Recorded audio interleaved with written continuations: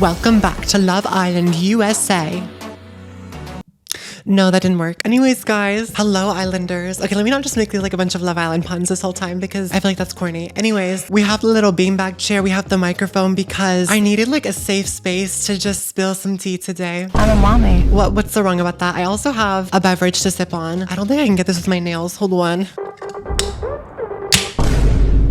Okay.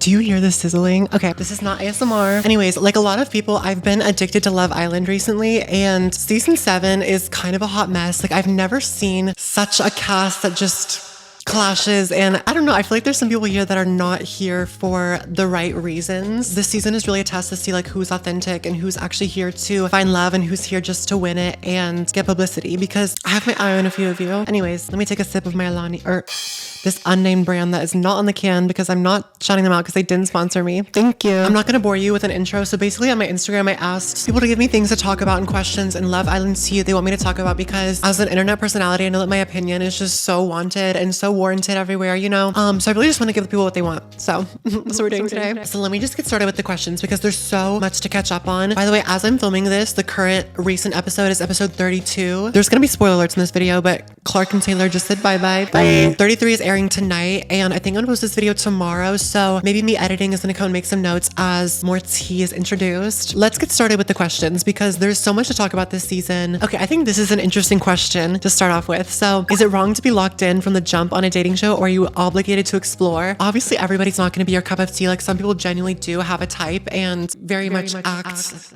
accordingly. But I think it is weird to go on a dating show and just immediately lock in with somebody because you don't know each other. You're on Fiji, so you're also in like a different scenario. You know, you're in a simulator basically. Like, it's not the real world. This is a villa controlled by producers and the whole Love Island team. So of course, like, not everything is going to be as genuine as you think it is. So I feel like you really do have to, I say this as if I was on Love Island, like from my experience, like I feel like you can't be too sure of anyone or anything yet, especially so early on in the show, because you don't know how you click in certain aspects. Like, maybe this person checks all the boxes, whether like physically or emotionally, or maybe you think that there's chemistry there, but you really have to test your compatibility and see like how strong your connection is. I feel like I'm using all the Love Island lingo, but I don't think locking in from the start is good at all. It gives very much closed-minded because, I don't know, people who are so quick to be like, you're the one for me, the only one for me. It's kind of like, why? Like, what led you to believing that? Because normally there's no substantial reasons to close off with somebody that early, as we saw with Huda and Jeremiah. I feel like that's, it's a thing of the past, thank God, but that was so messy, and the way they clashed so poorly, that's why you can't just be closed off so early on in the show. Even if they didn't put the label on it, Huda made the effort to let everybody know, even the newcomers, that her and Jeremiah's connection is the strongest. And it's just kind of weird because it makes am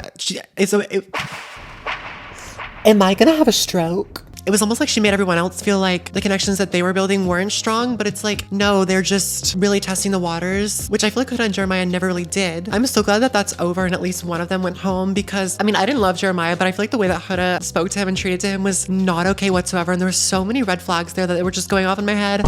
Like, I feel like two people in a relationship should never, or not a relationship, but two people like coupled up together, whatever, should never speak to each other that way. So I was like, Huda, no. Okay, opinions on Cierra.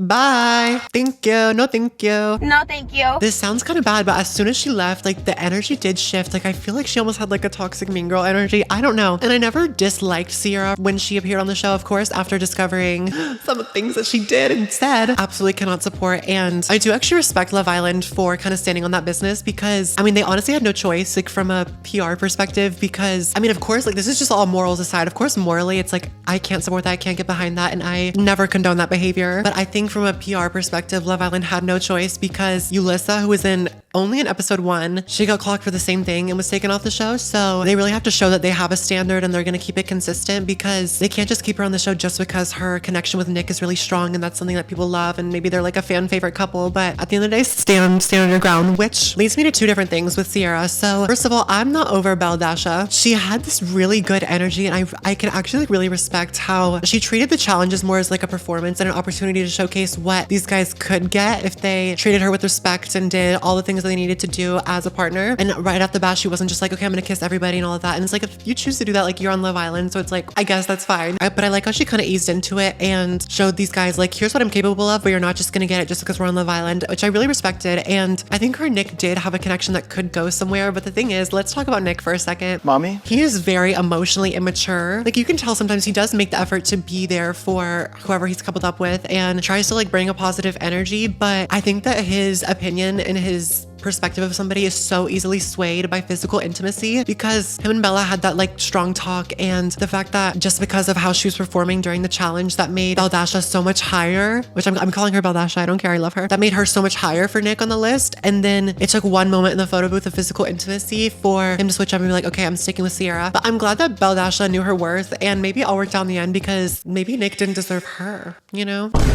Which now leads me to another one of the questions. So who are your favorite islanders? And then also, is Nicolandria a real connection? Here's the thing, in terms of favorite islanders, right off the bat, as soon as Shelly and Alandria came on the island, they brought this energy that I really loved, and they were just always my favorites from the start. And for a minute there, I really wanted Alandria and Taylor and then Shelly and Ace to be kind of like a squad together. Not like a squad, like a four, you know what I mean? Like two duos, like friends, you know what I mean? Like, yeah, okay. But then of course, Alandria and Taylor, that did not work out, which we'll touch on that in a second. I know the Shelly and Huda thing, there was a lot going on there. I can definitely see both sides. I think that some parties definitely went about it the wrong way. This was one of the very few moments where I think that Huda was the bigger person, and she did go about it the right way in terms of giving Shelly her space, and making sure that they squashed everything in a timely manner, but also not so quickly to where emotions would be very high still, you know? So I think that was good. I think that they handled that, and I'm glad that that's over, because I was like, Shelly, I like you. Don't do anything, because they can never make me hate Shelly. But for a second there, I was like, girly pop. Alandria though, when she kind of butted in a little bit and was trying to talk to Huda about being a girl's girl and stuff like that, I was kind of like, I don't think that this is productive or getting anybody anywhere. So I'm glad that that whole drama is over, because I wasn't liking it. I was like, these are my girls here and I want to stay liking you.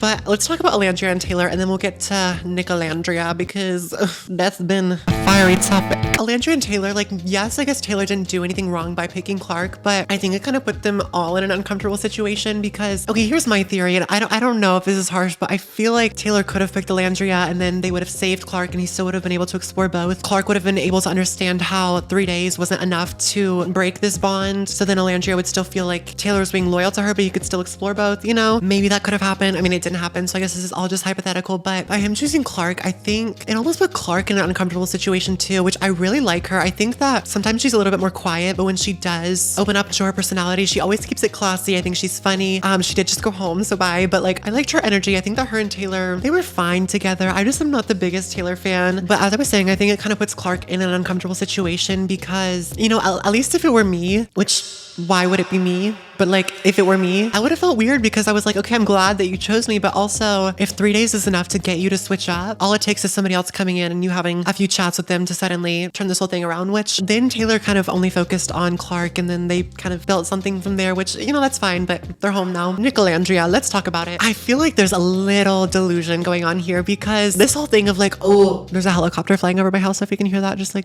I think that there are some delusions here, because with this whole thing of, you know, all of this has happened and we've had a strong connection since day one and we keep finding each other. It's like, maybe it's just a coincidence that you were both almost sent home. That's not like, oh, we found each other again. That's like, no, like you were left single and then had to go home, but then it was like, oh, plot twist. So it's like, this is not the universe leading you to each other. This is Love Island, Love Islanding and sending you home almost. And also the whole thing where Landria is like talking to Shelly and is like, oh, does it seem genuine? Because it is. It's like, why are you asking yourself this? Like, I feel like she's almost trying to convince herself, because they both had strong connections with Taylor and Cierra, and now they're both gone. So it's like, I feel like they're trying to cover it up, not cover it up, but to put it quite plainly, they both had to pivot, and now they're like trying to do what they can with each other. But I think this kind of twisting the words around to make it seem like it's like, oh, we found each other.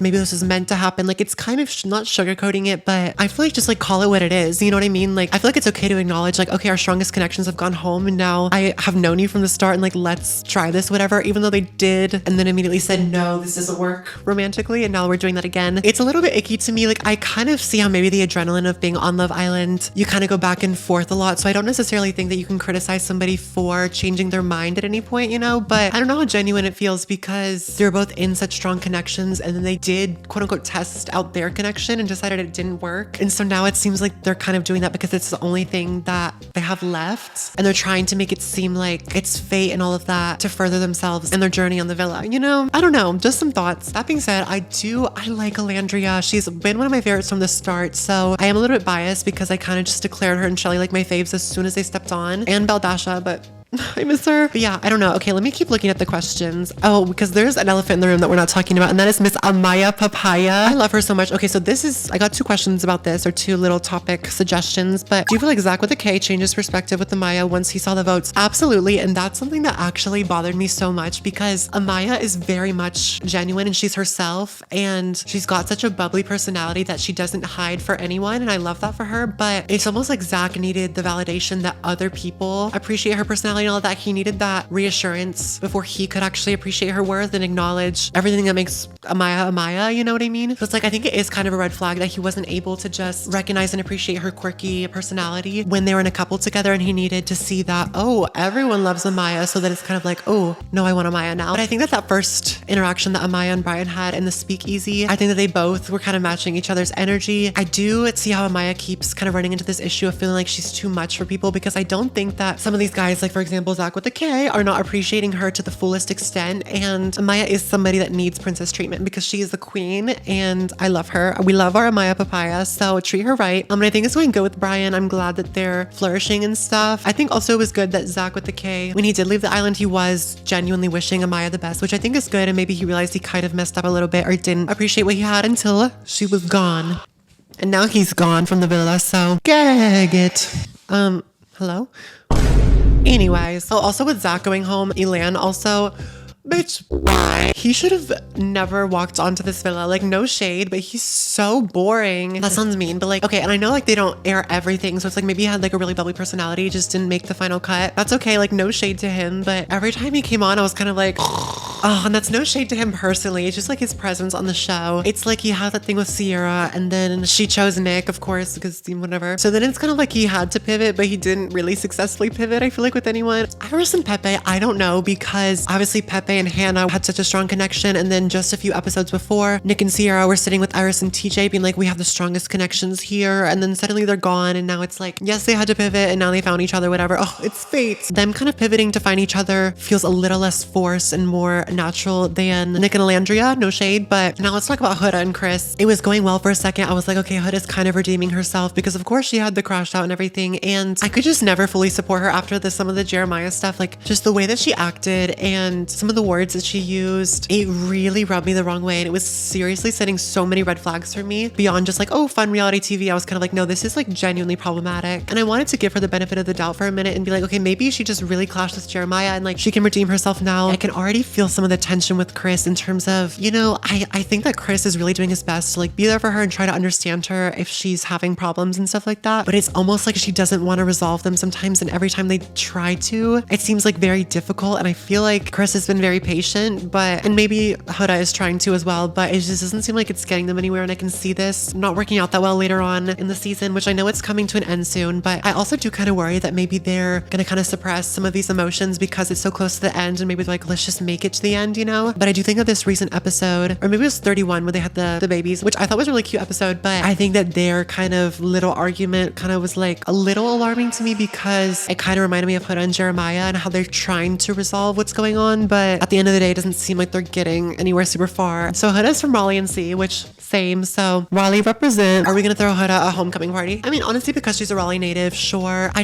don't know if Love Island is the show for her, because, you know, like I think she loves like the intimate kissing experience, like she was saying with Chris, and it's like that's great and all, but I don't know if Love Island is the place for that, because I feel like having that mentality is hard, and like I can see why maybe it hurts some people's feelings on the show because everyone else is out in the open, and when you don't want to do that, I can see how like may hurt some people and be like, oh, am I doing something wrong, you know, which is totally a normal human reaction. So I'm curious to see where that's gonna go, but which leads me to what we're gonna see tonight. Let me tell you who I voted for. I voted for Shelly and Ace. I know that some people might like roll their eyes a little bit at that, but my reasoning is I think everyone's gonna vote for Amaya and Brian, which good, because we love Amaya Papaya and she has her fan base. I am a part of the Amaya Papaya fan base, but I kind of feel like everyone else, the votes are going to split. So I wanted to vote for Shelly and Ace because Iris and Pepe would be my next vote. And then Huda and Chris, but then Nick and Nicolandria. It's like, I want to see where it goes because I do think that this relationship is a little bit forced. So if it cracks, maybe that could be not interesting to see, but very telling of how this whole situation has been. So we'll see who makes it. I voted for Shelly and Ace though, because I don't want to see them go home and I want to see them make it to the finale. I think that they have a very wholesome connection, and so I want them to see it through. So my A-Push and comparative government teacher from high school, which we love, thank you for sharing your thoughts. We need to review the candidates better and get rid of the food challenges. Like the fact that people were able to find these screenshots so easily, like they need to do their background checks, because a lot of these people are influencers and models and stuff and have like a very large online presence, and therefore they have a quite extensive digital footprint. And so there's kind of a lot to go through with that. And I think that that's something that's important to do if you're gonna house them in a villa for a month on television. You know what I mean? I am glad that Love Island stood on business with that and really just sent the message that they don't condone any of this, which good, as you shouldn't. Yeah, and for anybody that's like confused what's going on or didn't fully understand what happened with Cierra, this is a perfect time to educate yourself on particular derogatory terms and slurs and why they're negatively impactful and why you should not include that in your vocabulary or in your humor. Like, what do you mean, Cierra? I love Island rant. It's been consuming my life recently, so I thought, why not make a YouTube video about it? So yeah, if you want me to do like an updated one of these once we get more info and close off this season, let me know. Thank you so much for watching. If you enjoyed this video, subscribe. If this is your first time seeing me, maybe because the YouTube algorithm led you to Love Island content because it's consuming our lives at the moment, which same. I'm Enzo. I make like lifestyle comedy videos, I guess, whatever.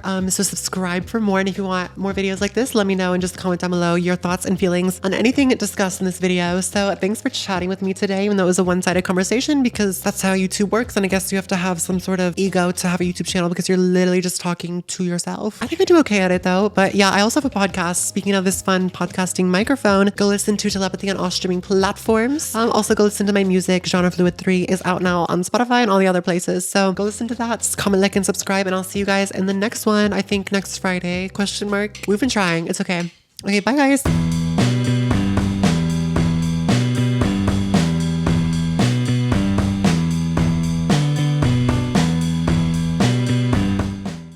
Tomorrow night. I'm just kidding.